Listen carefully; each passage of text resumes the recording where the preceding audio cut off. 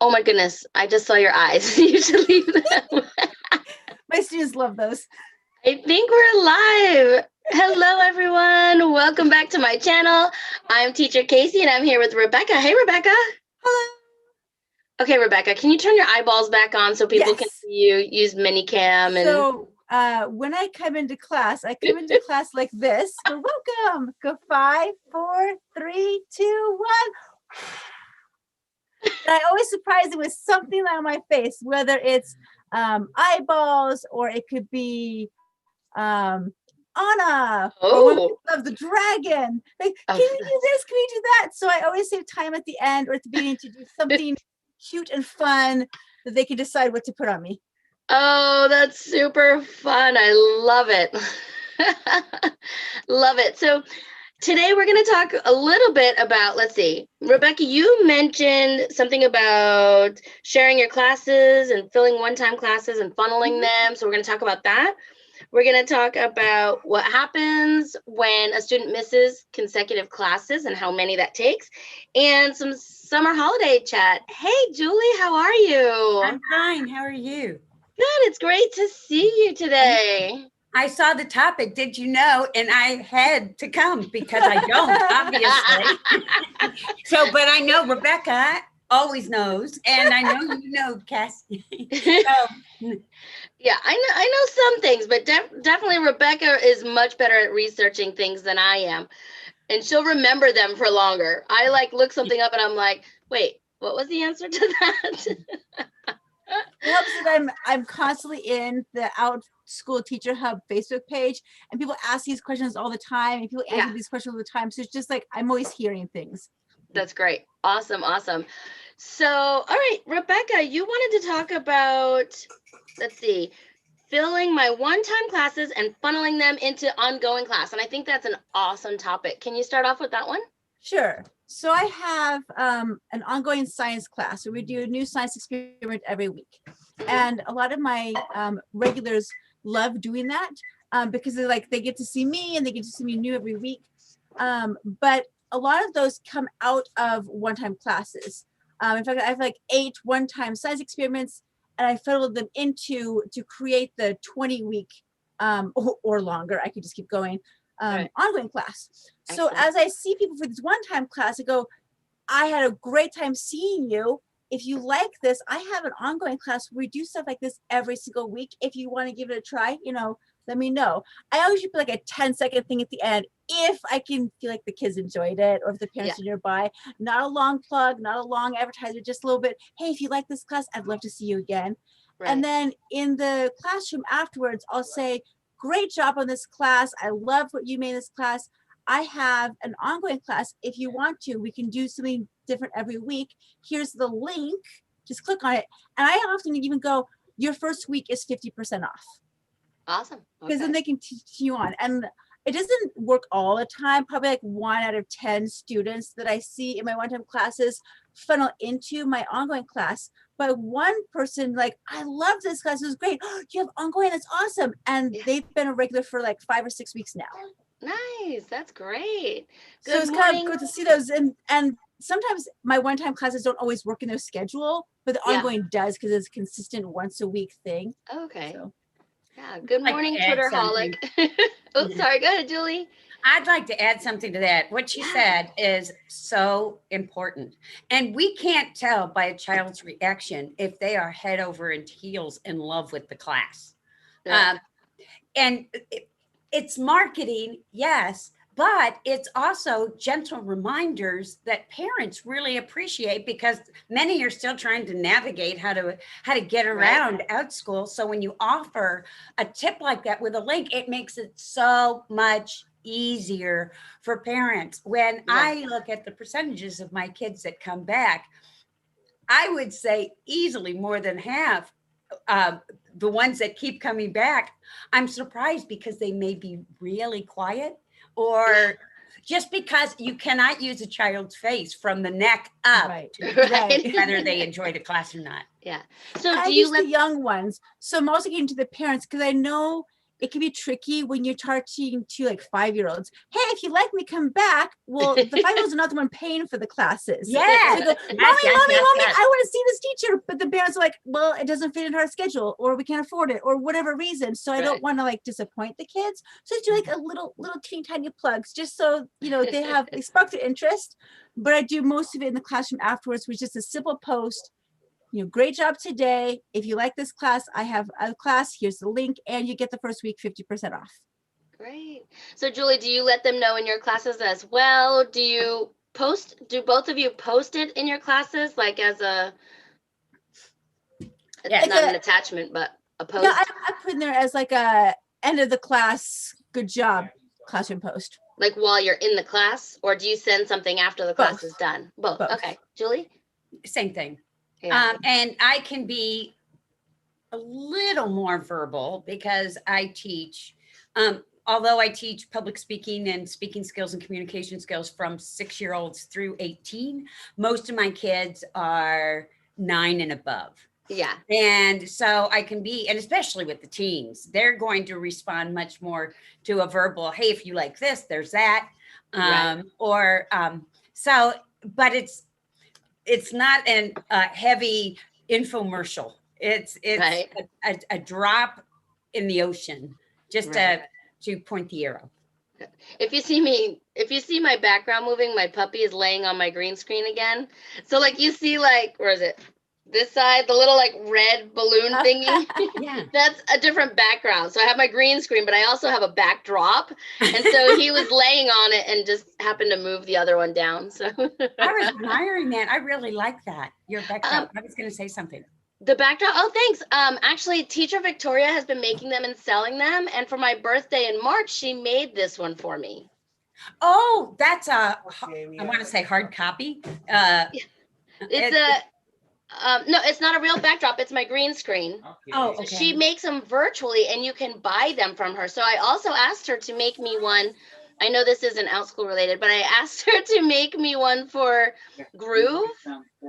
So she just gives, like, let's see. I'll just show you one really quick. So she made this one for me as well. Oh, how So adorable. yeah, I can just switch them back and forth depending on what I'm doing that day. But you can't I go have a wrong with question. Blue and my puppy.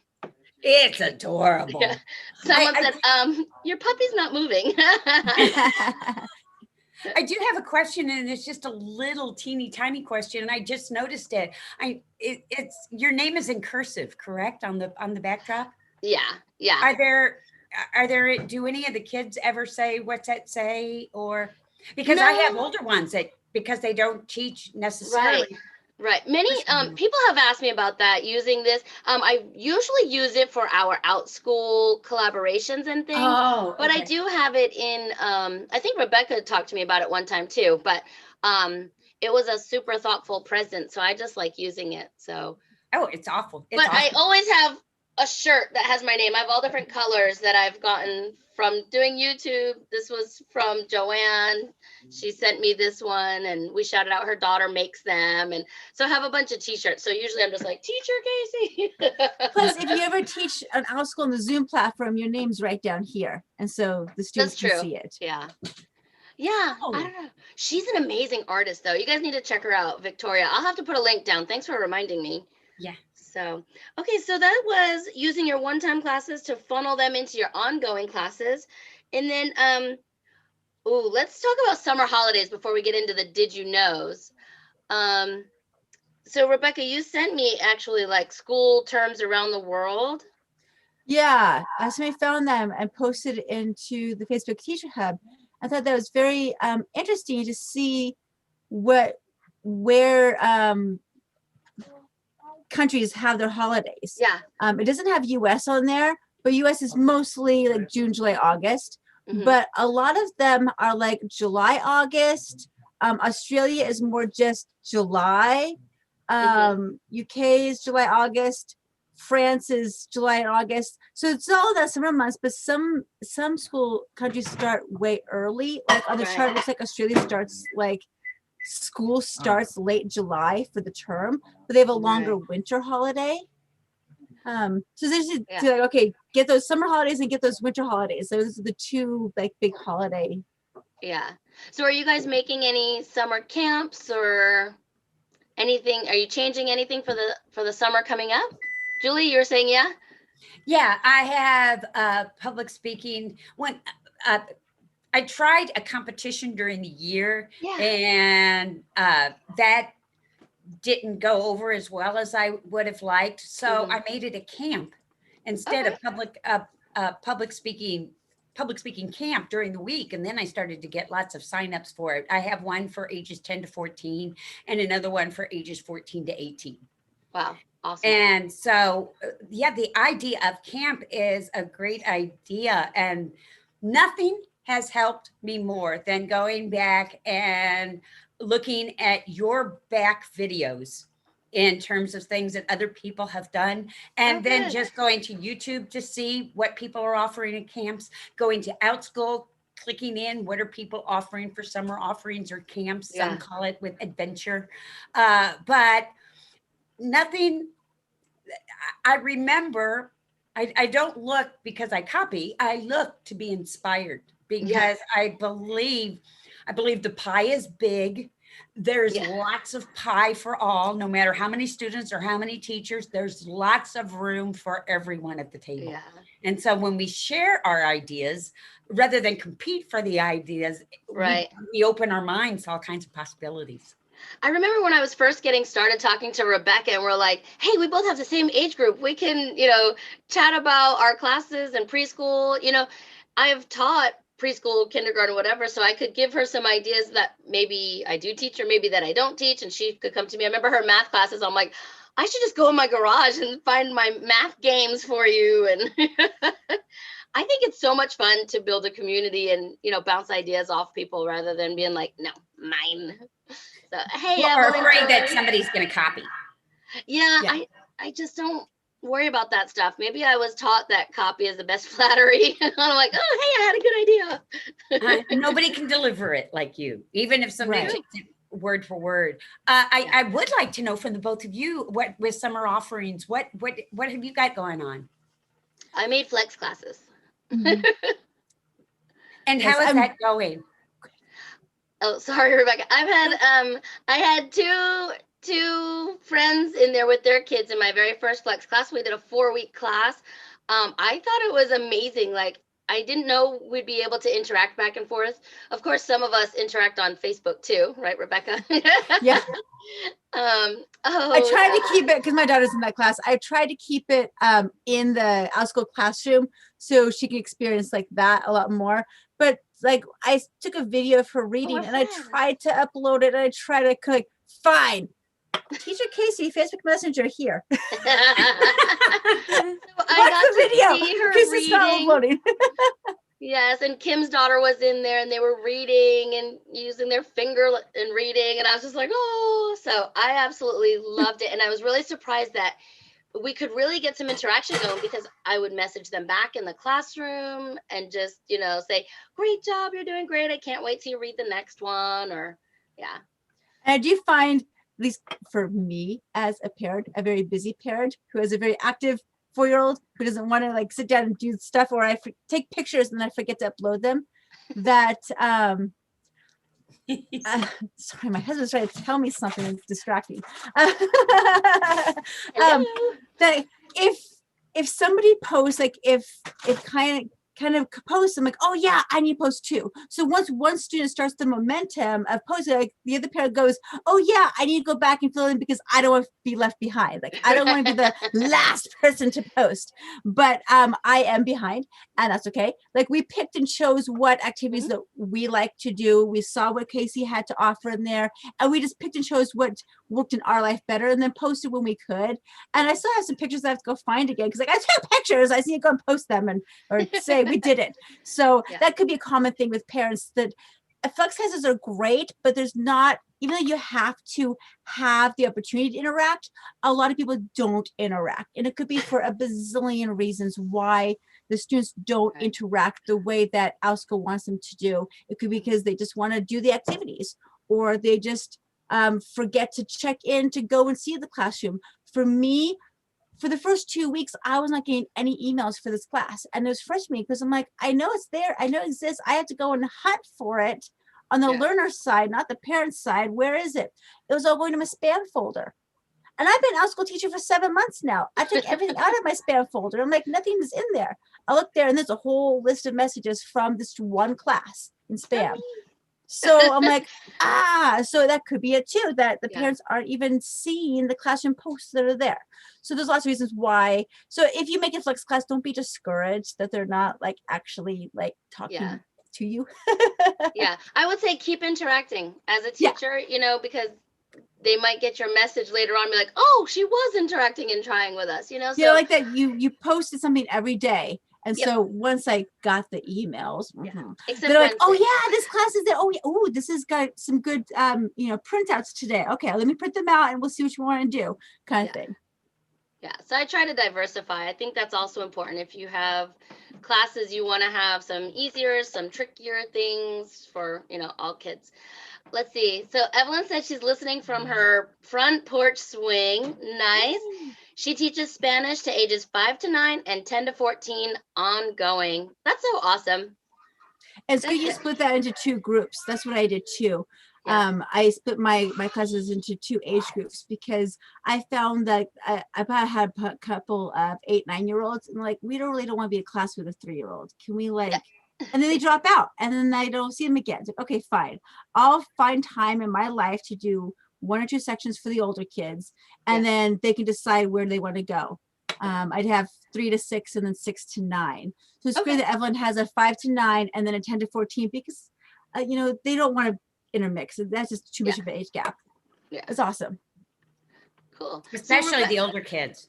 I will every once in a while get, and I've gotten, at first, this was really an issue, and I've emailed both of you about this, when really younger kids end up in classes for 10 to 14. And that 10 to 14 age group, for me, is the most sensitive about, the older kids are the most sensitive about younger kids being in the group.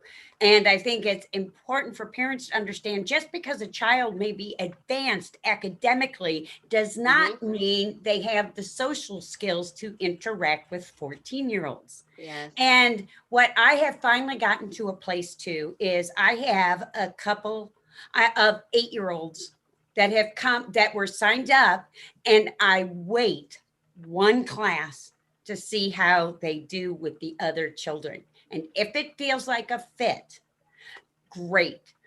And for the most part, when 8-year-olds sign up for my 10 to 14-year-old class, oftentimes they come in acting like 8-year-olds. Yeah. They want to change the video because they're drawing attention to themselves, which is not, I mean, they do all the things 8-year-olds do. One time there was an 8-year-old that came in and literally got into a slapping fight with her sister and looked at me as the teacher and said, Julie, make her stop. And I said, I will. And I turned the video off. I stopped the camera. And they didn't show up again after that because I'm sure the parents watched the video after that. And I did say something like, we're not doing that. Not during class. And I said, so how is everybody? You move right on. Yeah. But it's one thing I've noticed with younger kids and older groups, and there's a lot of discussion about this, and then I won't talk anymore about it, is that if an 8-year-old comes into a class marked for 10 to 14-year-olds and acts like a very vocal 8-year-old, I will suggest the 8 to 10-year-old group or 8 to 12-year-old group to the parent. Yeah. But what happens for me, what has happened consistently, if I allow an 8-year-old to stay with, that's a couple of years or more than the recommended age group, my older kids will start dropping out. Yeah. And especially between that 10 to 14-year-olds, they don't want to be with the little kids. And although it may be a great experience for the 8-year-old, not necessarily for those older kids. So we have to be sensitive to all of them. Yeah, Done. I agree. Stop. Here. No, come back. Evelyn said, I'm loving Outschool because I'm able to sleep in and my kids take classes as well. The younger kids are energetic. Yes, they are. Yes. So And I before we, found that in my ongoing classes, like my math class, I yeah, teach it 6 times a week, and it's all for ages 4 to 6. But I found that some of my sections are like lower level, and some of them are really high level, and it's just all across the board. I just felt like the combination of the kids together, I have to adapt my lesson based on who is in there. I have to yeah, remember, okay, this day, this class, okay, they need to have the simplified version of it, and then I can stretch a little bit. This one, oh, I got to start up high because they'll just keep going. I can't start simple. But when right. somebody transfers back and forth, I'm like, okay. Like, Or somebody goes, this is too hard for my student. I'm like, well, you're kind of the advanced class on because it worked in your schedule. If you want to, you can try this one, but it might not work in the schedule because it's at a different day at a different time of day. right. So it's, the parents don't know when they click it to enroll. They just go what works in their schedule. But I do find Right. that it definitely varies. Isn't it so interesting? The group of kid dynamics is just, it's so different, even if you have the same age groups. But it's kind of Yeah. like that first meeting when they all meet and how they're going to all fit in that little puzzle. It's so cool. Yeah, It's I so mean, fascinating it's to just me. kindergarten, first grade math is like ages 4 to 6. I keep it really tight on that class. It's just I could have some 6-year-olds, or even I've got a 7-year-old because he doesn't want to leave me. I'm like, Yeah. stay. Just Yeah. know that you're gonna have to go down to the other kids' levels who's just starting out with me. So just it's okay. Right? So, Rebecca, I don't think you had a chance to tell us about your summer. You're doing camps? Yes, I'm doing summer camps. I'm still in the process of doing some of them, but I did put one out there. So what I decided to do, since I have all these science experiments, is I'm categorizing them. So we go, okay, this week we're talking about density. This week we're talking about water. This week we're talking about acid-base reactions. And this week we're talking about color mixing. So I'm going to have 4 different camps, all a lot of them are taking from the science experiments I've already done, maybe like throw a new one in there. And there'll be like a week-long camp. Great. And I'm trying to decide how to schedule it. So what I might do is like, I'm thinking about this, it's still in the process, so it might change. But say like the last week of June, do a morning 5-day week camp. Well, if I happen to have an ongoing class meet Wednesday morning at this time, I'll just take that week off. I'll just take a break from that and we'll resume the next week. So I won't actually be canceling that class. I'll just skip a week and come back to it. Right. And so I can have this going across. And then maybe the next week I'll skip the afternoon class and do a camp in the afternoon. Just to kind of alternate a little bit so that my ongoing classes will have like maybe a week off. Because it's in May, we're going on vacation and I'm going to take a week off anyway for ongoing. So I could just say once a month, we're taking a week off and I'm going to throw in some camps in there and just see what happens. Great. I was like, how do we do this and how do we do this at the same time? I'm so confused. And I have very limited time I can teach with my kiddos. So I have to think carefully and wisely around my almost 5-year-old and 19-month-old schedule. Yes, great. Evelyn said she's listening while gardening. Love you. We love you too. Evelyn's got great garden videos. Check out her channel, Evelyn Joy. Like she has like even quick clips and the music and everything is just happy, and I don't know, it's really sweet to watch her gardening videos and her kids running around and playing, and especially now that I'm an empty nester, I'm like, oh. So Rebecca, I wanted you to switch hats for a second. Oh, parent hat. Okay. So the summer thing coming up, right? It's for teachers to showcase themselves and parents to take a peek. Can you tell us about what's coming up? Yes. So they're having a summer adventure fair and it is on, let me look it up real quick. All right, I'm throwing this out there now. She had no idea I was going to ask her about it. I do it to her all the time. Yeah. So it's going to be on Saturday, May 15th from 9 to 30 a.m. Pacific time and Sunday, May 16th from 12 to 1:30 p.m. Pacific time. Yes. So when I looked in there, because I did apply as a teacher, I haven't heard back yet. The last time I went as a parent, and so I could attend either way. But it looks like the Saturday schedule is the welcome day. We get to meet some Outschool teachers live, and we can go to different teacher-led booths. We can connect with Outschoolers, And it did say, bring your learner with you. So you can bring Aw. your child to meet other children right there, which is cool. And then That's there's a wrap up on that first day. On the second day, on Sunday, there's, welcome and navigating the expo, because this is on the Hopin app. Oh, yeah. So it's kind of cool. And then we can meet some more Outschool teachers. We connect with Outschoolers and then say our goodbyes. So it's kind of like we could do either day. Parents can choose which day they want to go to. And if they do like they did last time, the teacher would have a booth to them for 15 minutes. Okay. And then the parents just come and go. And so for those 15 minutes, there's 10 booths going on. As a parent, I can jump in and jump out because it's all virtual. I can go, oh, I want this one. I want that one. And sometimes I would jump in one like, oh, this is for 14-year-olds. I'm like, I got a 5-year-old. Bye. And then I jump out.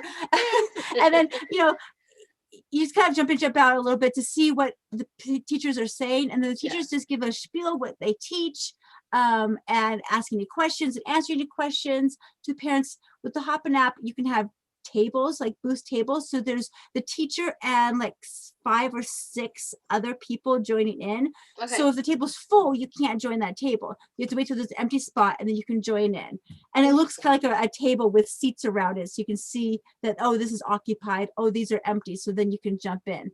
It's kind of nice, a lot of jumping in and out. There's also this floating cloud thing where you could just jump in and speak randomly to whoever they match with you, whether it's a parent or a teacher. Oh, You like could just speed do- dating. Yeah, like speed I dating. love that. I know, but it's out of school.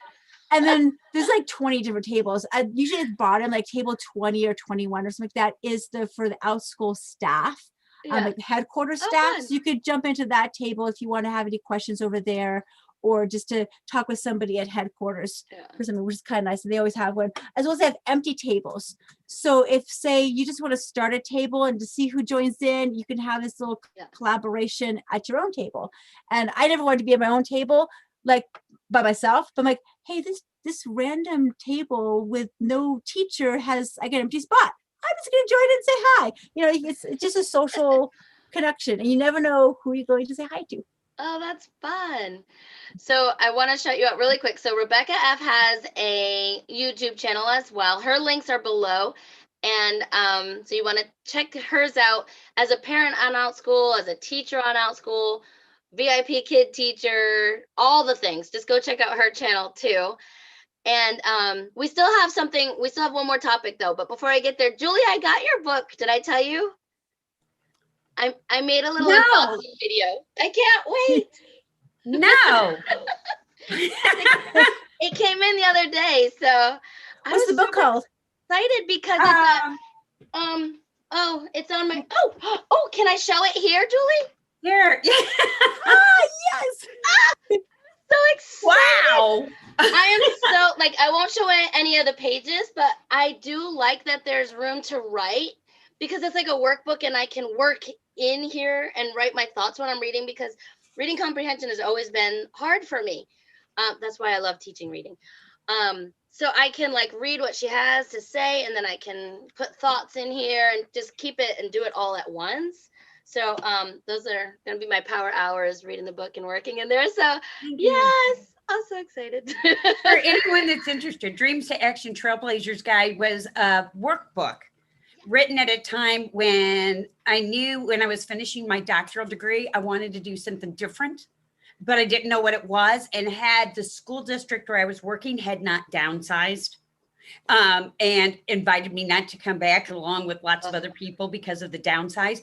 It was the push I needed, but I didn't know what I wanted to do. And I found lots of books by people who explained how they became successful, how they pursued goals, but I couldn't find one that could show me how I to do it. So I wrote it. I wrote what I needed. So and I find that a lot of people who do that. They write what they need. Mm-hmm. Yeah. So thank you. Yeah, I'm so excited. I'll put a link down below for that too, so you guys can all check out Julie's book. I don't have it down there right now, but I will.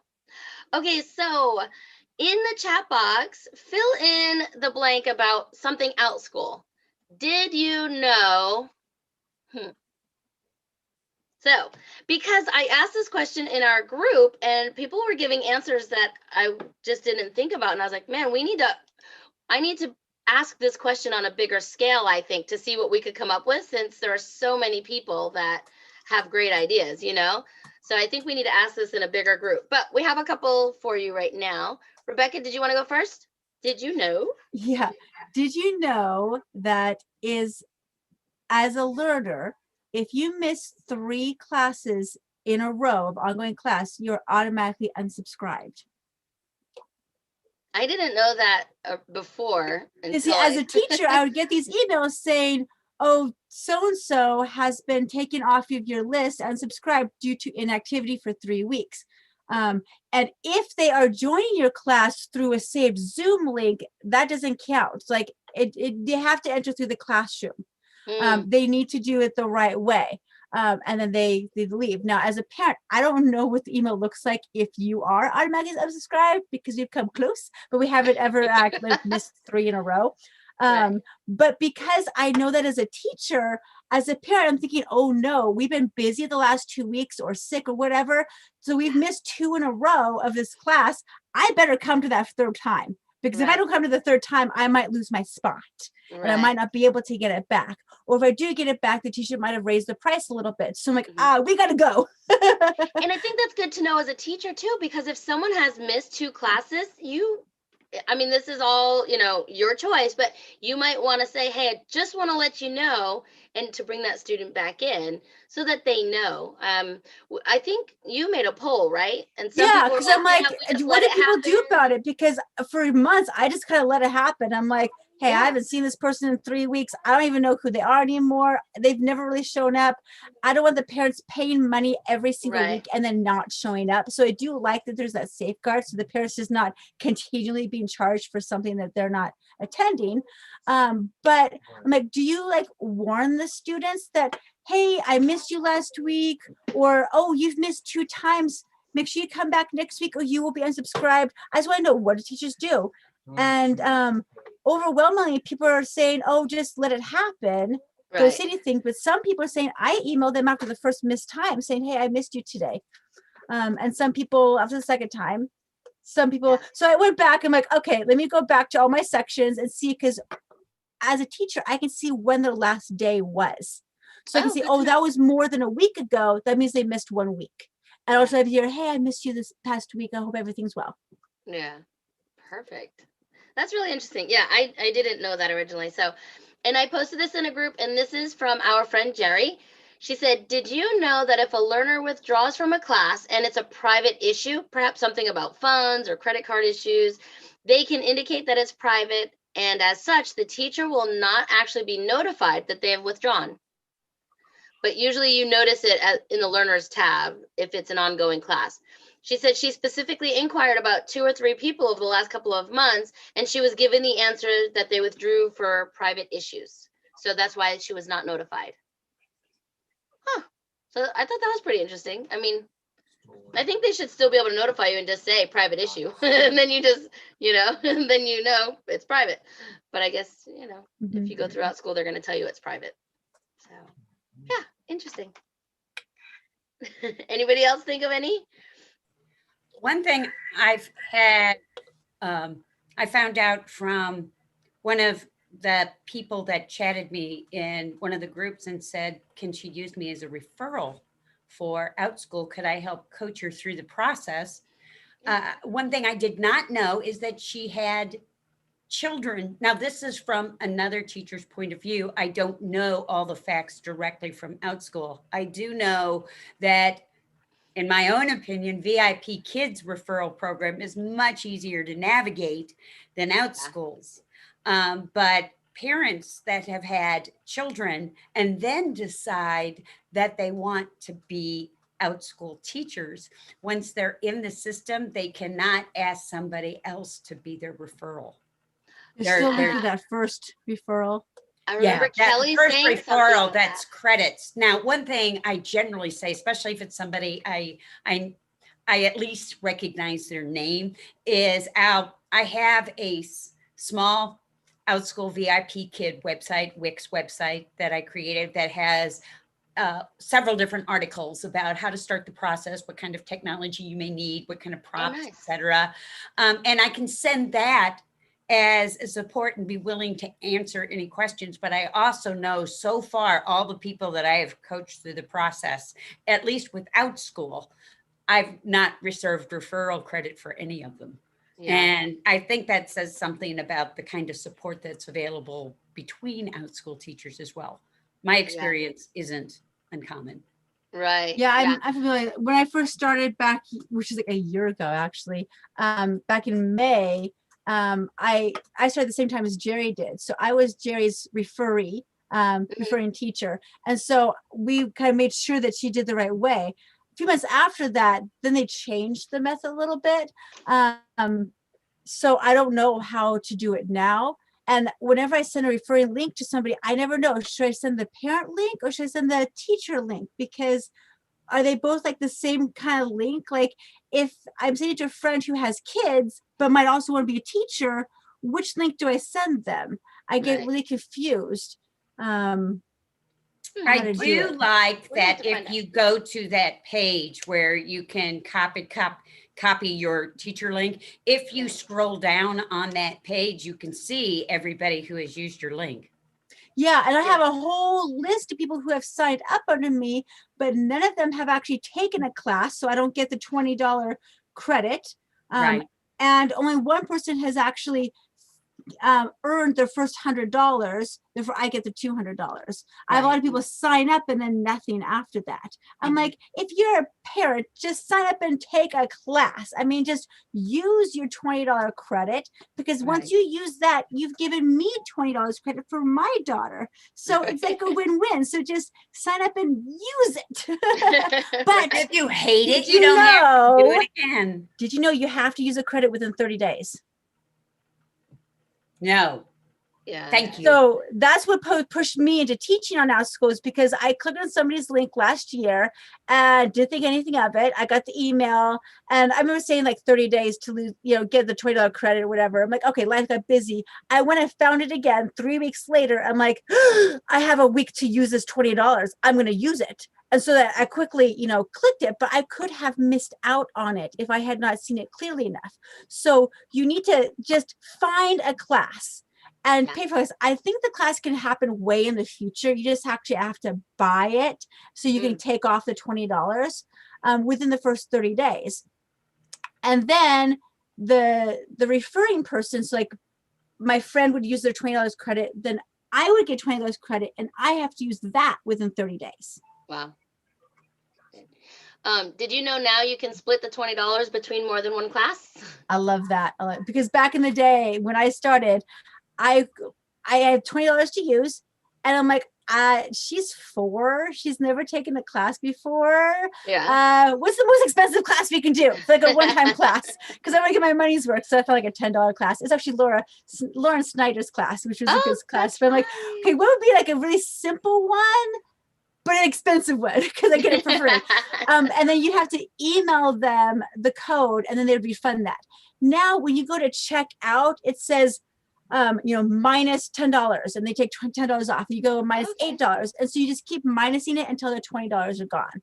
And so you can kind of chunk it up, which is really nice. So you get the full $20 to use however you want to. Good. Rebecca, do you want to talk about the other one you put in the group about teacher emails? Teachers getting 2 emails? Oh, sure. You got it. So as a teacher, I would get these feedback emails saying, you have a new review on your class. And then 2 minutes later, you have an updated review on your class. I'm like, yes. Okay, great. And the first one always just said 5 out of 5. And the next one has 5 out of 5 with some comments. And so I'm like, okay, great. That's the way it is. Well, I figured out why. As a parent, I would get the email from Outschool saying, hey, you've taken this class. Did you like this class? Please review this class. I would click that. And I think even in the email, you can click how many stars you want. So you click the stars and then it sends you to Outschool.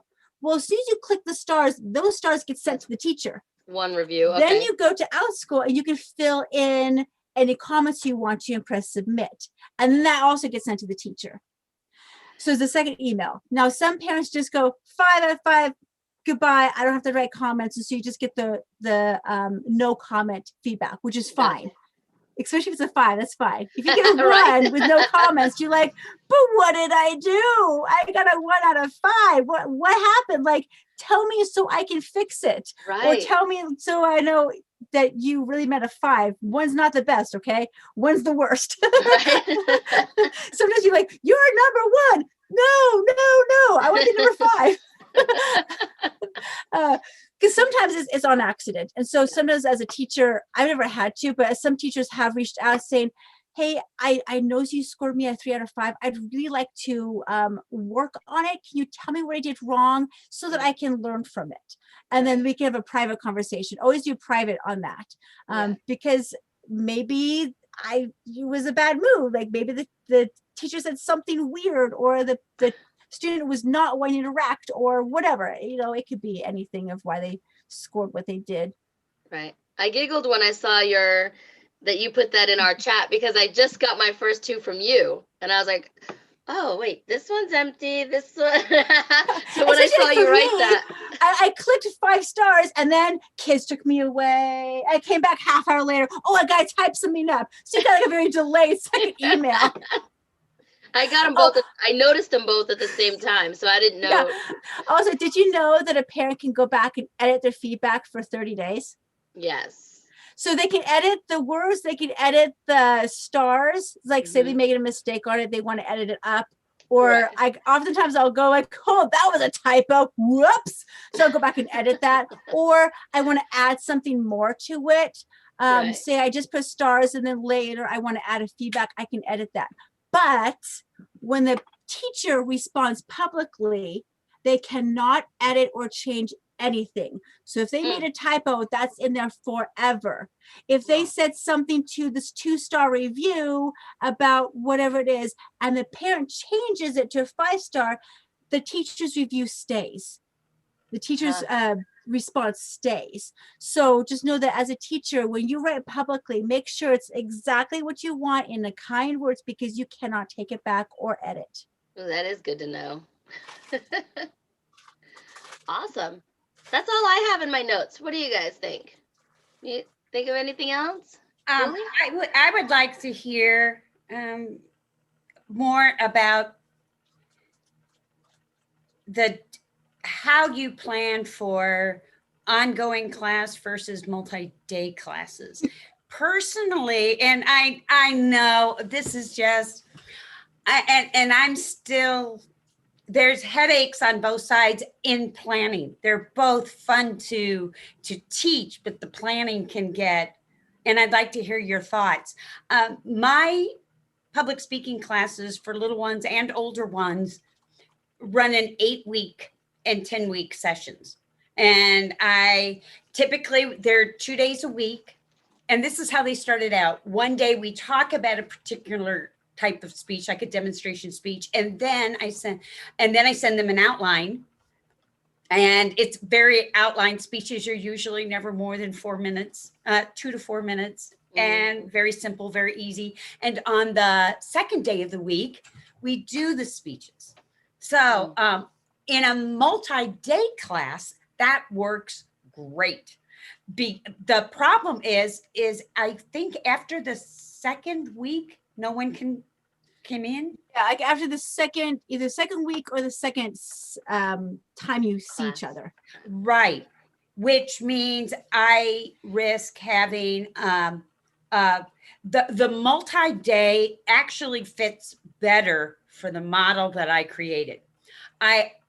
I also built that into a ongoing 1-day class because I can stretch that out over time and then just relaunch the cycle after 20 weeks, because a lot of those kids have moved on anyway. Where it's what I tried to do that is becoming a bit of an issue is making that, trying a 8 or 10 week, twice a week ongoing class where kids can pop in and I don't risk just having one student like the multi-day class. I have a lot more students signed up for the ongoing class, but kids are coming in with Now, when you have, I only do once a week ongoing classes, but when you have a twice a week ongoing class, can somebody join for that second lesson, or do they have to join like the first one? yes. They can join they like can join- halfway. yeah, they can join at any point. Okay. So But- you talk about the speech and then you present the speech. They can come in for the presentation. they can And continue if they on. see, because the model is so simple, I always have the outline on the screen. I You use can- a can improv PowerPoint something, throughout the right? slide as launch points for discussion. And Okay. more often than not, a new student that comes in on the second day will jump right in there and So say, why not? Why not have like week 1 informative, week 2, this kind of Yeah. speech, week 3 personal speech. I mean, my Right, husband's I doing speech do. right now. So then you can My just question cycle back is- through. my question is that's it right there. Can it cycle over again with ongoing classes? Can they cycle Yeah, over I do that again? with my math class all the That's time. the question. I And had to actually, talk Julie, it out yours to is really great understand what I because meant. say you want to do informative speeches, and then 6 weeks later you go back to informative, they have to choose a new topic. Yeah, but So they it's cannot all, do the you same use all speech. the same resources if that I do, child comes yeah. back in? I do. So my math class has a 10-week cycle, and I go back through and I just reuse the same exact Yeah. thing. And sometimes these kids have played the game before, and I just change and adapt it. I want to find more games to make it longer, but oftentimes when I come back to week 1 again, only 1 or 2 of the kids are still in that class, and a lot of new people joined Yes. in. And so we just do Okay. that together. So, and I make it really clear on my description page that there are 10 weeks to this ongoing class, and we cycle back through again. So if you start at the end, we'll get back to the beginning again. And it's always good to review these. I mean, it's math facts. We'll review Yeah. these math facts all the time. Use a speech. You can have a new topic. This week Yeah. on informative, like if you were here last time we did informative, you just got to choose something new. Yeah, I would say like how lucky that your child or you get to try this again. You know what I mean? Like, oh, let's pick a new topic and see what you've learned. And yeah, Yeah. because the only difference really is when you have the multi-day, you are saying that they need this before they can do this. They need this before they can do this. But if your classes are set up so they don't have to have Not all those necessarily. prerequisites, then keep on going. Yeah, Okay. yeah. What I do notice is that with the ongoing class, because there's more than one. There's at least 2 ongoing classes that I have stopped because the numbers dwindled. I mean, they stayed high for a really long time, but when I started to cycle around, the numbers started to dwindle, and it made me wonder, is it better to bring an end to the multi-day class, to that ongoing class, and then launch another one? What do I you was told No. no. Just keep on going. Keep going. Let the parents, let the learners decide when they want to drop out. If they start getting bored, going, we've already done this already, I'm going to leave, then they can leave. But the people who join midway, they want to go back through and get what they missed. Right. Okay. But I And think if as you well as on my description, I'll actually, it's like cut and paste my first ones down below like this, so that yeah. it looks more current. So I keep like shifting it every few weeks. So Right. it looks like current through forever. And the parents don't have to go, where am I? I try to make it pretty simple for them. I would never end it.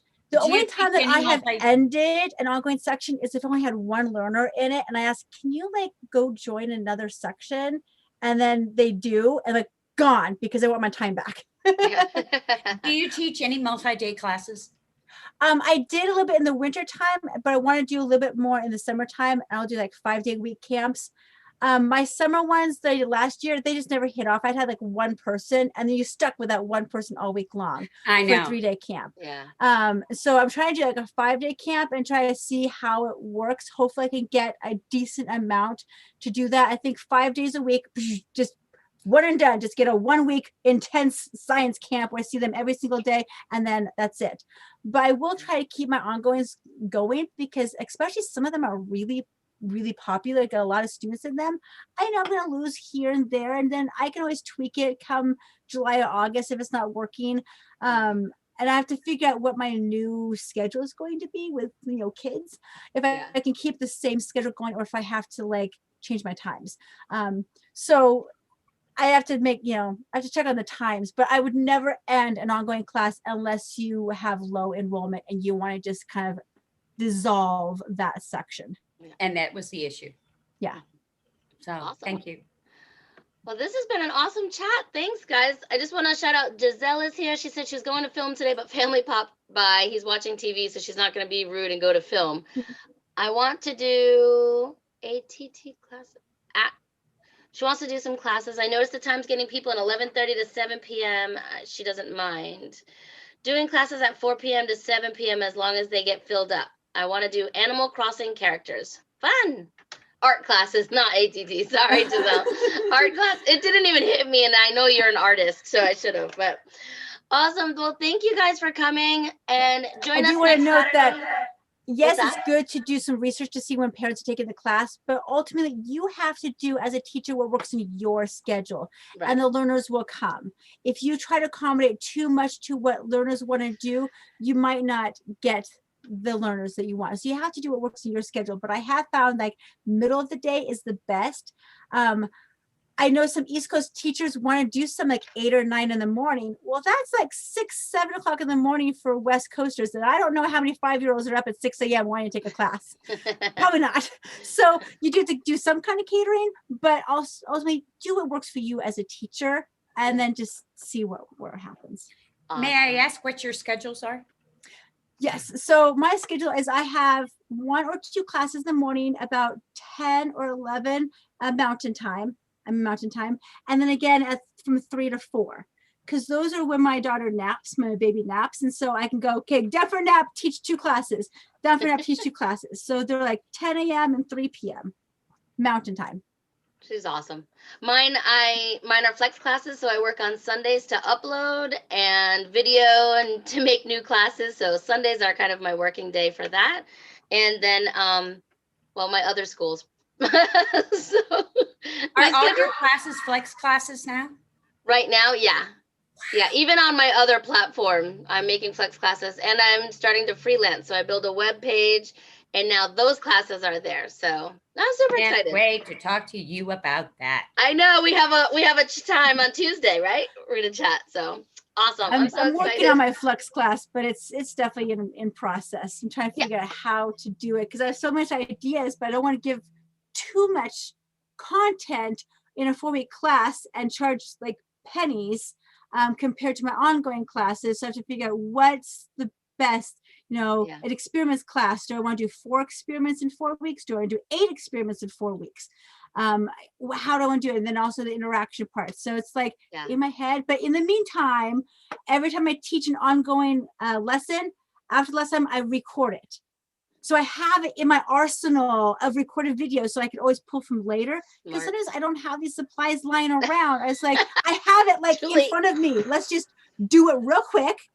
Boom, done. I have what I've said before the last 7 times I've taught it. I know how to time it, when to wait for a response. I'll just record it, have it. Julie's like, mind blown. Yes, what a great idea. Bravo. She's a smart cookie, that Rebecca. Yeah, but I have to go back because I rewatched some and I had sound issues. I'm like, I know. I felt bad telling. She sent me some and she's such an amazing teacher. And I was like, but I can't hear you at this point. So I don't know why, I put up a whiteboard behind me and it blocked the mic coming at me. I was like, this is weird. Why did it do that? I don't know. So I might have to just use my headphones and everything and fine. But I have to go out and get those supplies again and do those again. But I'll do it eventually. Yeah, Giselle, reach out to me. We'll make a time to chat. All right. Well, I don't want to keep you guys. Rebecca has a class in like 5 minutes, guys. So we need to go. But thank you, Julie. Thank you, Rebecca. Thank you, everyone in the chat. And we'll see you next Saturday for another Outschool chat. Bye. Bye. Thanks.